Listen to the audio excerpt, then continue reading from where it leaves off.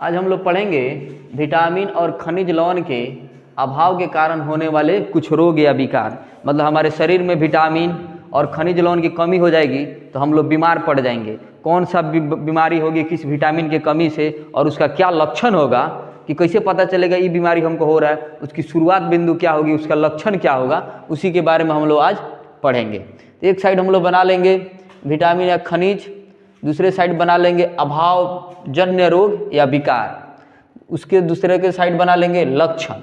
यानी एक side vitamin, किस विटामिन की कमी से कौन सा रोग हो रहा है और इस रोग का क्या लक्षण है, कि देखने से पता चल जाए कि आपको ये बीमारी की आरंभ हो गई है या हो चुका है। तो तुरंत आप उसका क्या कीजिएगा, समाधान कीजिएगा, इलाज कीजिएगा, अपने भोजन पे ध्यान दीजिएगा, डॉक्टर से मिलिएगा, मेडिकल टर्म लीजिएगा, तो काफ़ी तेज़ी से आपकी बॉडी रिकवर हो जाएगी, आप स्वस्थ हो जाइएगा। नहीं तो एक एक उपाय है, लास्ट में जाना ही जाना है और क्या अपने परेशान होना ही है, घर वाले भी परेशान होंगे।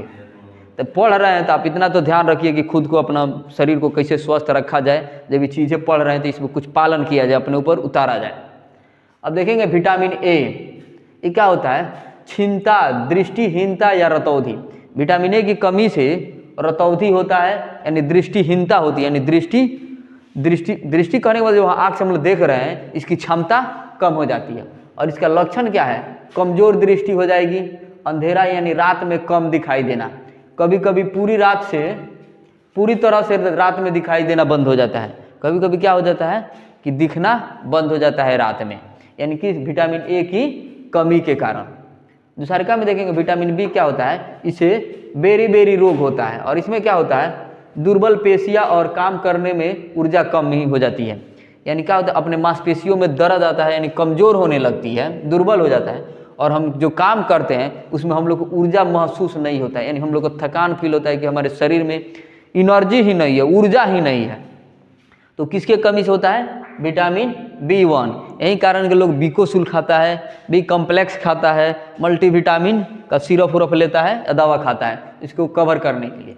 फिर आता है विटामिन सी, यानी इससे क्या होता है, स्कर्वी, इसको सूखा रोग भी बोलते हैं। स्कर्वी को मसूड़ों से खून निकलना, घाव भरने में अधिक समय लगता है, यानी जिसको विटामिन सी की कमी हो जाएगी उसके शरीर में स्कर्वी के रोग होगा और क्या होगा, मसूड़े से खून निकलना पड़ता है, जैसे मुंह धोते समय क्या खून निकलता है। और चीज़ें देखना, जिसको दांत में पैरिया हो जाता है या खैनी खाता है लोग, उन लोग के भी दांत से क्या आता है, स्मेल आता है और खून निकलता है।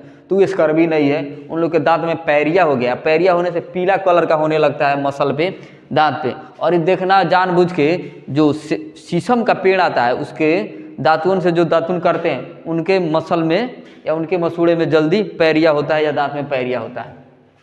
फिर देखेंगे विटामिन डी की कमी से क्या होता है, रिक्टेक्स नामक रोग होता है। रिक्टेक्स ये क्या करता है, अस्थियों का मुलायम होकर मुड़ जाना है, यानी विटामिन डी की कमी से क्या होता है, ये अपना अस्थि होता है यानी हड्डी होता है, ये मुलायम होने लगता है। अभी देखिएगा, ये नहीं कहिएगा जो सर्कस में होता है लोग, या जादूगर होता है लोग, या डांसर होता है अपना हाथ अब कलाई उलाई खूब मोड़ता है लोग, तो ये चीज़ें नहीं है कि उन लोगों में वो बीमारी आ गई है, रिक्टेक्स आ गया, इसका हड्डी मुलायम हो गया, जगह चाह रहा है वो घुमा ले रहा है। चाहे रामदेव बाबा देखिएगा योगा कर लेते हैं, तो ये नहीं है कि उनके हड्डी में कमी है, ऐसा कुछ नहीं है। उन लोग प्रैक्टिस किया है, अभ्यास किया है, तो क्या अभ्यास से ऐसा हुआ ही नहीं कि विटामिन डी की कमी है। फिर यहाँ देखिएगा कैल्शियम से क्या होता है, अस्थि और दांत का क्षय होता है। आपके शरीर में कैल्शियम की कमी होगी तो आपकी हड्डी क्षय होने लगेगा, यानी हड्डी कमजोर पड़ने लगेगा। ये नहीं क्षय नहीं कि टूट के भागने लगेगा, ठीक ना। मिट्टी का क्षय होता है, बारिश होता है तो मिट्टी कट के वहाँ से भागती है, हटती है, यानी मिट्टी कमी होता है। ये चीज़ें नहीं देखेंगे कि हड्डी का और अस्थियों का क्षय हो रहा है, यानी खत्म हो रहा है, नहीं, ये कमज़ोर होते हैं और क्या करते हैं, अपना थोड़ा सा भी इसमें जख्म आए या चोट आए तो दर्द करने लगते हैं और टूट जाते हैं। इसीलिए जब हाथ पैर टूटता है, अपने लैंग्वेज में छटकता है, हाथ पैर छटक जाता है, तो डॉक्टर लोग के पास जाते हैं तो उन लोग क्या करता है, कैल्शियम की गोली देता है और मेडिसिन टर्म को अपनाना पड़ता है। देखिएगा जिसका हाथ पैर टूट जाता है एक बार, यानी उसकी अस्थि कमज़ोर है तभी टूटता है, तो दोबारा जैसे भी कहीं गिरेगा तो क्या होगा, तुरंत उसकी हाथ वहीं से टूट जाएगा, वहीं से उसकी क्या होगी, जो ज्वाइंट होगी छोड़ देगी, यानी उसके शरीर में क्या है, कैल्शियम की कमी है। अब आता है आयोडीन। आयोडीन की कमी से क्या होता है, घेघा रोग होता है, ग्वाइटर होता है, और जिसको हम लोग क्या बोलते हैं, गलगंड बीमारी भी बोलते हैं। इसमें क्या होता है, गले की ग्रंथियाँ का फूल जाना, बच्चों में मानसिक विकृति आना।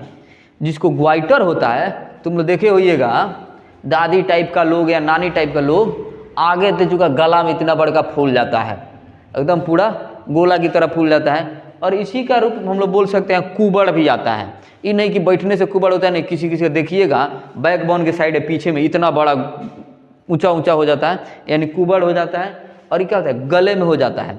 पहले बहुत लोगों को देखा जाता था, क्या होता है, ये क्या होता है, ग्वाइटर हो जाता था, यानी घेघा रोग, जिसको हम लोग गलगंड बीमारी भी बोलते हैं। लेकिन अभी नहीं होता है। जब से हम लोग आयोडीन युक्त नमक खाना शुरू किए हैं, बाबा हर्बल, मुस्कान, टाटा सॉल्ट, तब से ये बीमारी खत्म हो गई है।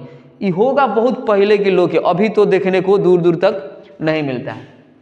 लास्ट में अपना आता है आयरन या लोहा की कमी से कौन सा बीमारी होता है। आयरन या लोहा की कमी से हम लोग को अल्प रक्तता यानी अनीमिया हो जाती है। अल्प रक्तता कहने का मतलब है रक्त की अल्प मात्रा यानी कुछ मात्रा कम हो जाती है, जिससे हम लोग क्या होता है, कमजोरी होता है और रक्त की कमी है। इसका लक्षण है कि हमें कमजोरी फील होगा और हमें शरीर में रक्त की कमी हो जाएगी, हमें थकान होगा और क्या होता है, सीढ़ी उड़ी चढ़ेंगे तो हम लोग को तकलीफ होगा।